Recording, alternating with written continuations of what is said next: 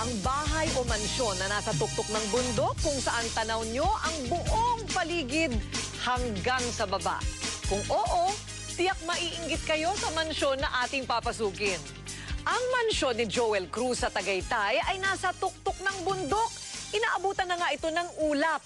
Pero bago niya narating ang rurok ng bundok, lumubog muna sa baha si Joel sa kanyang unang tinitirhang napakasimpleng bahay. At ito ang kanyang naging hamon para magkaroon ng house in the clouds.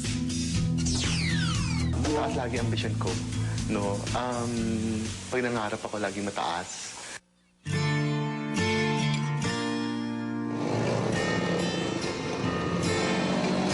Masikip na kalye, mausok at maingay na paligid. At kapag umuulan, tubig baha ang sa tuwin ay nakikita ni Joel sa may 30 taon ng kanyang buhay. Lumaki sa isang simpleng apartment sa Kalye Sisa sa Sampaloc. Kursong BS Psychology ang natapos ni Joel sa UST. Pero ang planong pagdudoktor ay naunsyami. Mas pinili niyang pasukin ang pagnenegosyo. Isang maliit na garments business ang naisipang simulan ni Joel kasama ang ilang kaibigan.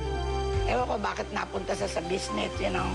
Siguro meron pa rin, meron din sigurong may dugo rin. Dahil sa ang nanay ko, may grocery nung kami mamaliit. Noon pa lang, matayog na ang mga pangarap ni Joel.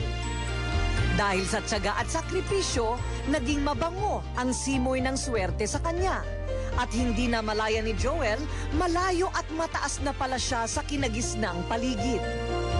At dito sa tuktok ng mga bulubundukin ng Canyon Woods sa Tagaytay ay nabuo ang dream house ni Joel Cruz. Kung saan wala nga namang ingay, masarap ang simoy ng hangin at halos abot na ng kanyang mga kamay ang mga ulap. At ang mga gamit sa loob ng kanyang mansyon, naipundar lahat sa pamamagitan ng kanyang mabangong tagumpay. O sige na nga, patingin at paamoy na rin.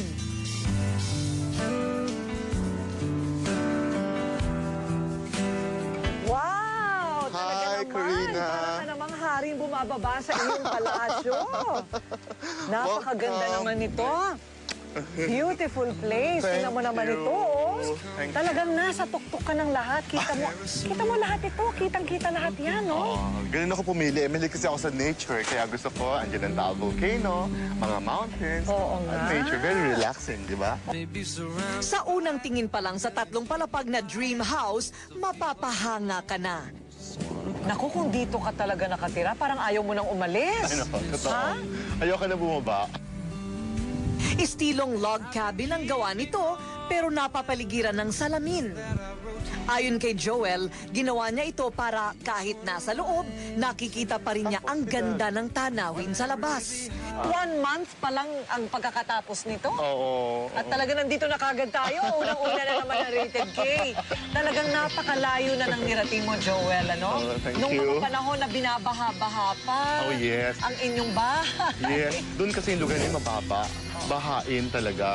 Kaya minsan pagpapasok ako sa school or lalabas ka, baha talaga hanggang sa knee or hanggang minsan dito sa thigh.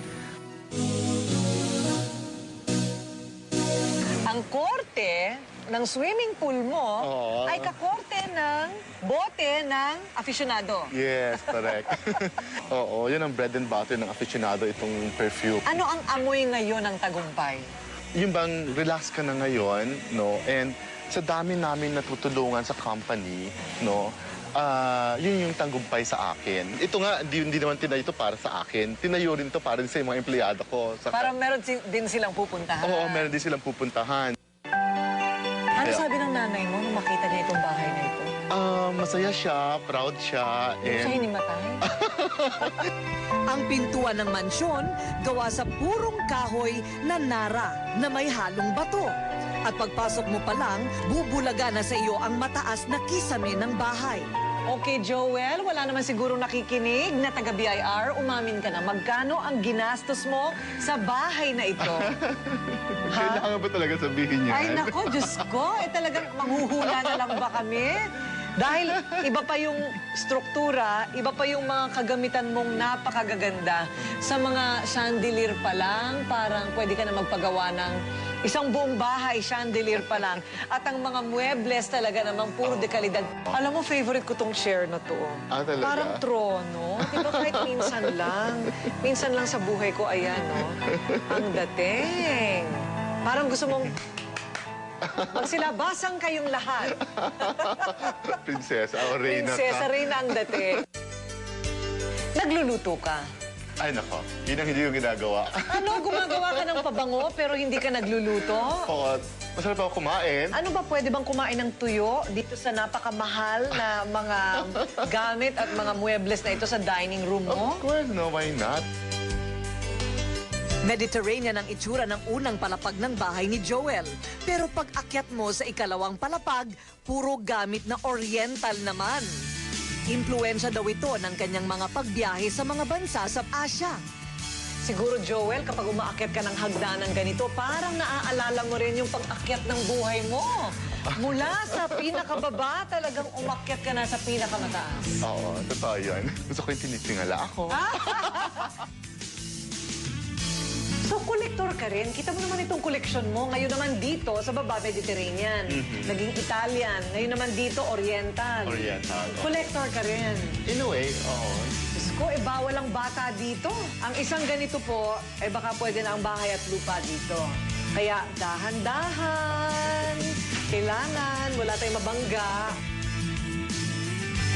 Pero nang marating namin ang ikatlong palapag naman ng bahay ni Joel, pakiramdam namin katabi na nga namin ang kalangitan. At syempre, dito sa kwarto mo ang may pinakamagandang view. Ang view ng kaharian.